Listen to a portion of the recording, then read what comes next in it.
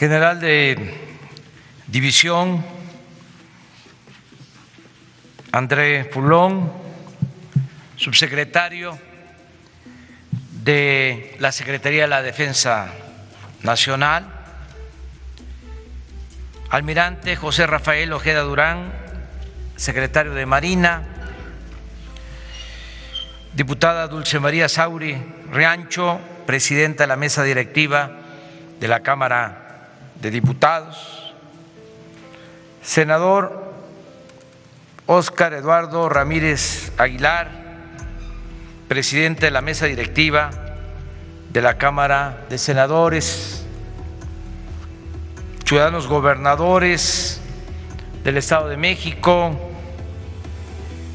Querétaro, Hidalgo, jefa de gobierno de la Ciudad de México, servidores públicos, civiles, militares, amigas, amigos. Hoy, cuando se conmemoran 108 años de la fundación del Ejército, es oportuno recordar las circunstancias que dieron origen a esta institución fundamental del Estado mexicano. Debe recordarse que nuestro país ha tenido a lo largo de su vida independiente distintas instituciones castrenses. El Ejército Trigarante consumó la independencia y tras un breve periodo en el que fue conocido como imperial en tiempos de Iturbide, pasó a llamarse Ejército Nacional. Esa formación que enfrentó la invasión estadounidense entre 1846 y 1848 terminó descomponiéndose al calor de los conflictos entre liberales y conservadores. Cada uno de esos bandos formó su propio ejército y fue el liberal el que hizo frente y derrotó a la intervención francesa y al imperio de Maximiliano. Tras la restauración de la República, se conformó una fuerza armada que se denominó Ejército Federal, de triste memoria por la orientación antipopular y represiva que le imprimió la dictadura de Porfirio Díaz. Los antecedentes inmediatos a nuestro ejército actual están estrechamente relacionados con la traición que desembocó en el asesinato del presidente Francisco I. Madero, de su hermano Gustavo y del vicepresidente José María Pino Suárez, entre otras autoridades civiles y militares, y de muchos ciudadanos inocentes. El golpe de Estado de ese entonces fue organizado por las fuerzas del retroceso, opuestas a la revolución maderista. Los autores intelectuales de esta tragedia estaban vinculados a la oligarquía porfirista, banqueros, grandes comerciantes, terratenientes y hacendados. Pero también fue notorio, como pocas veces en la historia, el intervencionismo abusivo y deleznable, ruin, del embajador de Estados Unidos en México, Henry Wilson. Los ejecutores del cuartelazo fueron militares del antiguo régimen porfirista, como Bernardo Reyes, Félix Díaz, Manuel Mondragón, Gregorio Ruiz, Victoriano Huerta, Aureliano Blanquet, Francisco Cárdenas y otros, que habían hecho carrera ejecutando actos arbitrarios en distintas regiones del país y que se habían ganado una triste fama como represores por la brutalidad con la que trataron a pueblos indígenas para despojarlos de sus tierras, aguas, bosques y otros bienes comunales. Como sabemos, este aciago tiempo de sopilotes, que antes se conocía como la decena trágica y que ahora los historiadores llaman con más apego a la verdad la quincena trágica, comenzó el 8 de febrero y concluyó con los infames acontecimientos de la madrugada del día 23 de ese mes, en el que son cobardemente asesinados el presidente Francisco I. Madero y el vicepresidente José María Pino Suárez.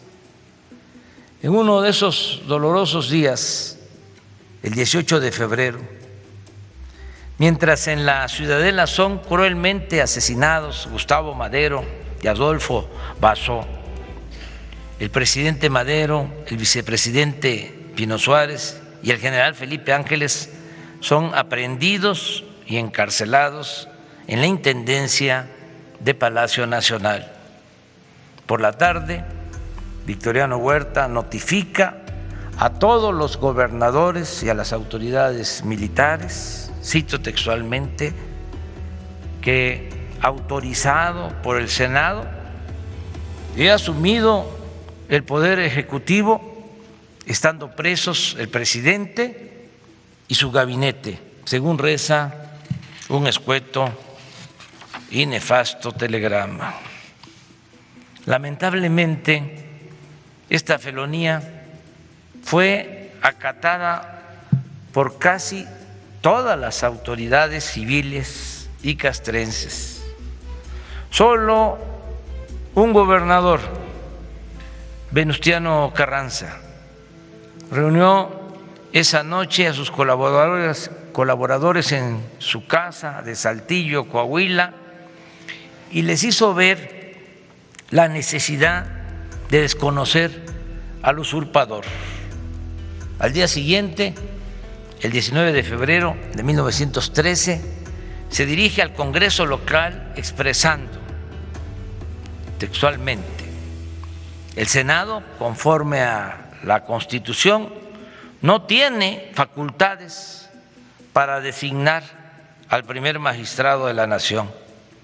No puede legalmente autorizar al general Victoriano Huerta para asumir el Poder Ejecutivo y, en consecuencia, el expresado general no tiene la legítima investidura del presidente de la República. Y agrega: deseoso de cumplir fielmente con los sagrados deberes de mi cargo, he creído conveniente dirigirme a esa Cámara para que resuelva sobre la actitud que deba asumir el gobierno del Estado en el presente trance con respecto al general que por error o por deslealtad pretende usurpar la primera magistratura de la República. Ese mismo día, la Comisión de Puntos Constitucionales del Congreso local aprobó un dictamen respaldando al gobernador con la propuesta de que se publicara un proyecto de decreto por el cual se desconocía al general Huerta como presidente de la República.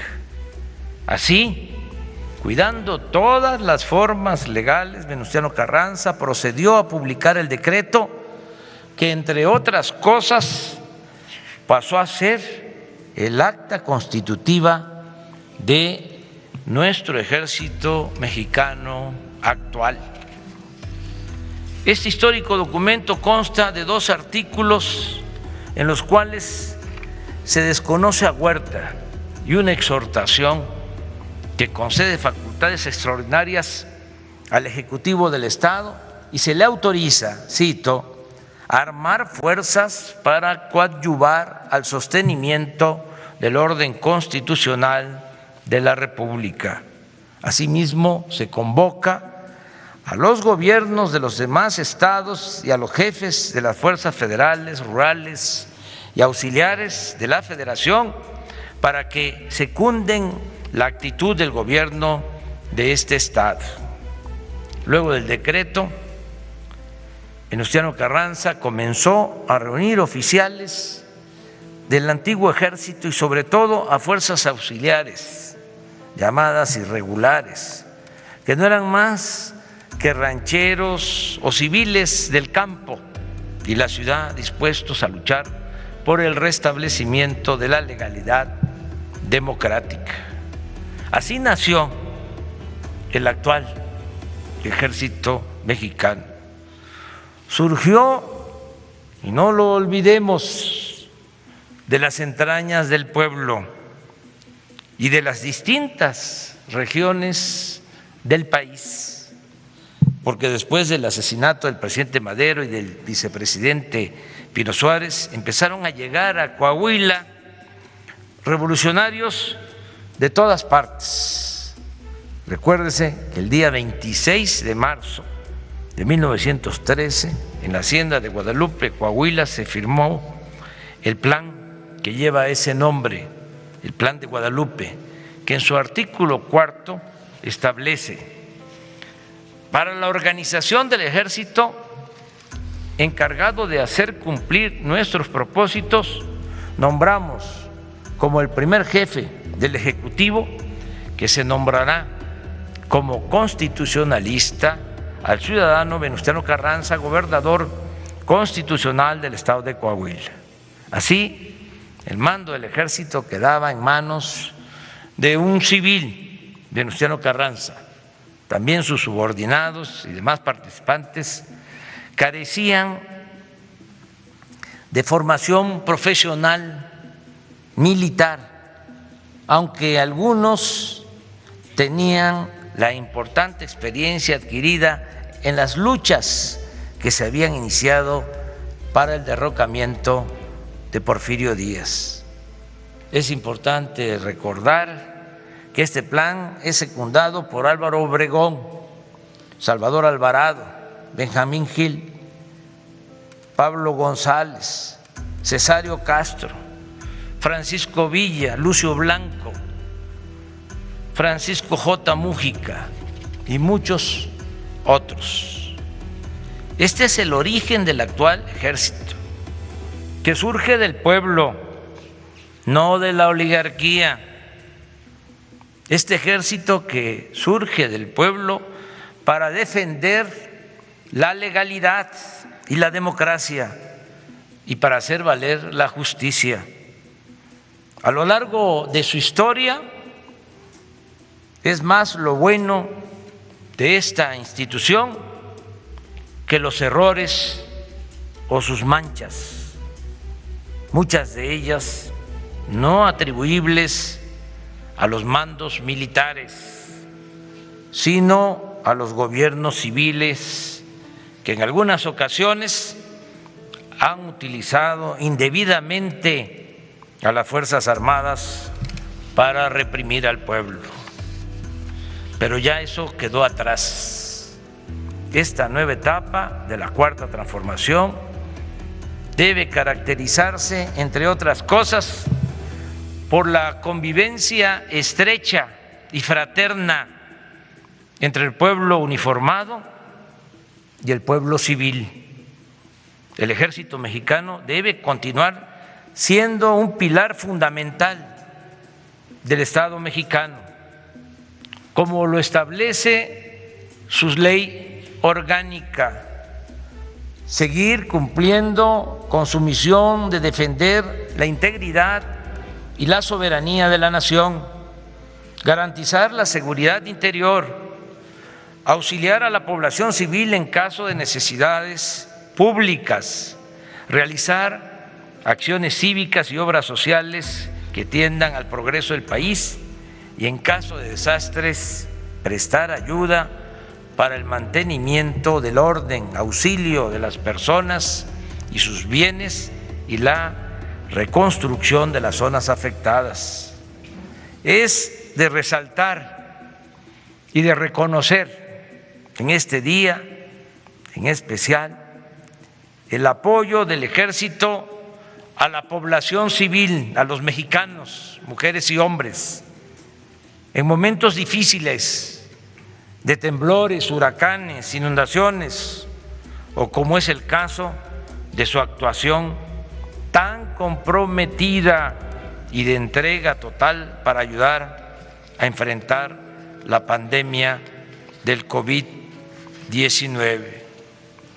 El Ejército mexicano también se está renovando y le hemos encargado tareas como las que realizan los ingenieros militares en la construcción de sucursales del Banco de Bienestar, para que la gente que vive en las comunidades más apartadas pueda llegar a estas sucursales del Banco del Bienestar y obtener lo que por justicia les corresponde. El Ejército y sus ingenieros militares nos ayudan en la edificación de cuarteles, nos ayudan en la vigilancia de ductos para evitar el robo de hidrocarburos, nos ayudan, como es notorio, en la construcción de este gran aeropuerto internacional Felipe Ángeles, y pronto se incorporarán de lleno para hacer realidad la obra del Tren Maya. Además, con la reciente reforma constitucional, que es el fruto del acuerdo, del consenso de todas las fuerzas políticas en el Congreso, todos por unanimidad apoyaron para que las Fuerzas Armadas, el Ejército, la Marina, nos apoyen como lo están haciendo para la formación de la Guardia Nacional y garantizar de esta forma la seguridad pública de todos los mexicanos. Nuestra aspiración es seguir contando con las Fuerzas Armadas, que sean garantes de nuestra soberanía e integridad territorial y que en el ámbito interno operen al mismo tiempo como cuerpos de paz, de progreso, de justicia. Aquí reitero mi agradecimiento sincero por el respaldo del Ejército al gobierno que represento. Destaco la lealtad del general secretario Luis Crescencio Sandoval González, a quien deseamos todos una pronta recuperación y le aplaudimos.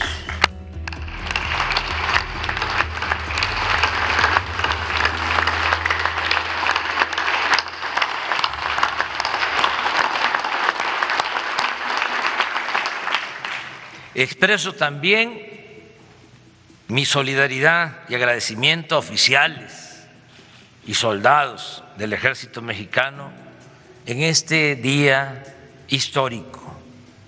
Y les digo, para concluir, gracias, muchas gracias por servir a México. Gracias.